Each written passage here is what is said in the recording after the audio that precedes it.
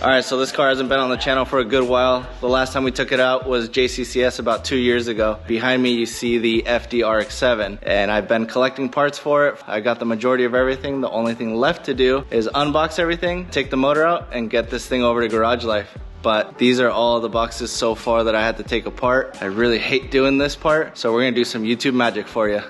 I'm not gonna unbox all this shit myself. James! And we're back. Let's go over all this stuff in detail of what we're gonna do and what the purpose of all this is. So before we get into the details of what's going on with the FD, we're gonna be out at 7 stock with this car along with the Apexy D1 Championship FD RX7. We're gonna be alongside with them and showcasing some of their products on this street machine.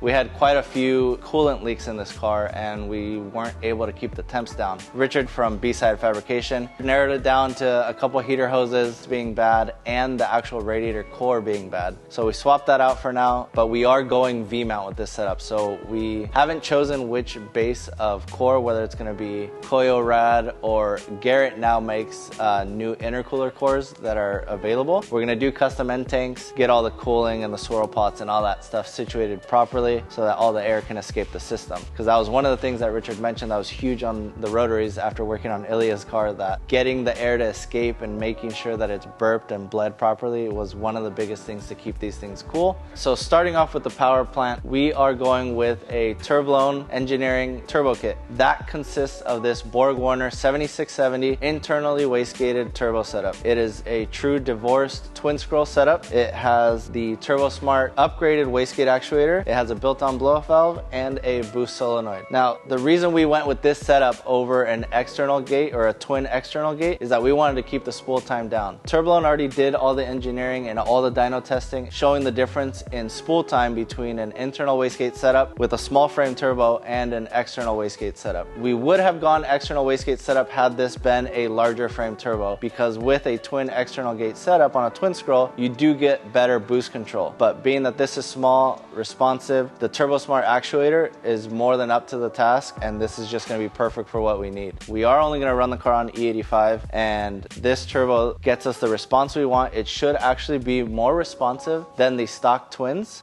and make more power. Our goal is to hit that 400 wheel horsepower mark on E85 at around the 20 to 22 PSI mark. The motor will be rebuilt. It will have some upgraded parts in the seal compartment, and it'll be able to take it no problem. We want to spit fireballs. We want to do all the fun things with this car, as a rotary should, overfuel it, and spit flames. So some of the pieces of the Turblown Engineering kit that it comes with is actually a cast twin scroll turbo manifold. It's already got ports for EGT if you want to add that on for monitoring. It has a downpipe, all the oil lines, all the coolant lines, all the provisions for the turbo to the motor. So all that's already taken care of by Turblown, thankfully. Next up, we ended up choosing a completely new engine harness, because these engine bays get cooked so hot that the stock harness, when you undo the plug and stuff, like it's crusting apart. There is a ton of heat in that engine bay. We do have a Rywire engine harness to take care of the crusty engine harness that we currently have. That is all mil-spec connected. It's all labeled, everything we need to run the new Haltech Elite 1500, which we chose to run on this setup. It's also got the Haltech IGN-1A coils. That is from IR Performance, and they actually sell a bracket and coil system that actually mounts the coils directly under the intake manifold. They also offer the ECU mounting bracket. It's made for either right-hand or left-hand drive, and this car being right-hand drive, we got the correct bracket. All their stuff is bolt-on. It looks super good. I might have it anodized in black. And we have this new excessive manufacturing lower intake manifold that bolts up to the stock upper, gets rid of the IACV, cleans up all the bulkiness and all the vacuums underneath, makes it extremely simple and straightforward, so we could run our new Radium fuel system rails to that lower intake manifold. With the fueling, we are running a Radium in-tank fuel pump hanger, so that's going to run 2 Walbro 450 pumps like we are running on the Supras. It is running 1300cc primaries with 1700cc secondary injectors, so it's more than enough fueling for the power level we're going at. It gives us room for more if we wanted more later and hit that 500 horsepower mark. We should still be able to do it with this fuel system that we have on hand now.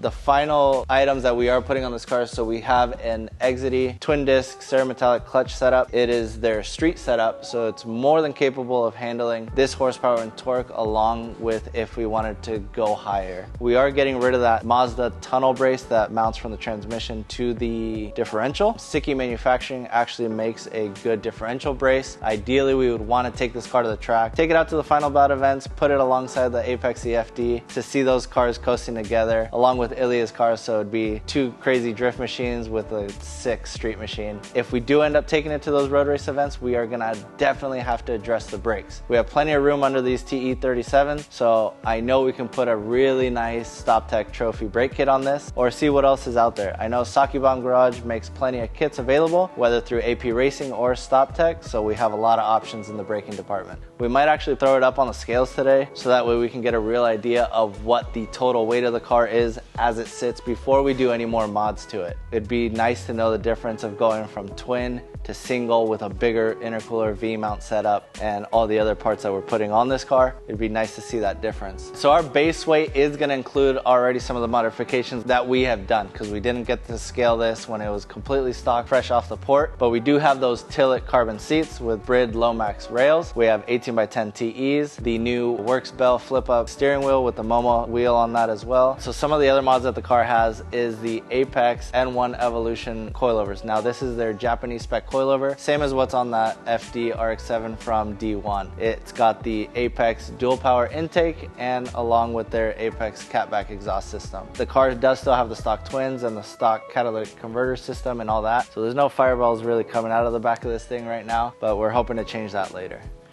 Alright, so I'm back from Apex and they are actually loaning us their Longacre scales. So we're gonna go ahead and jack this car up right now, get it up on the scales and show you guys how much this car weighs right now before we do all the mods.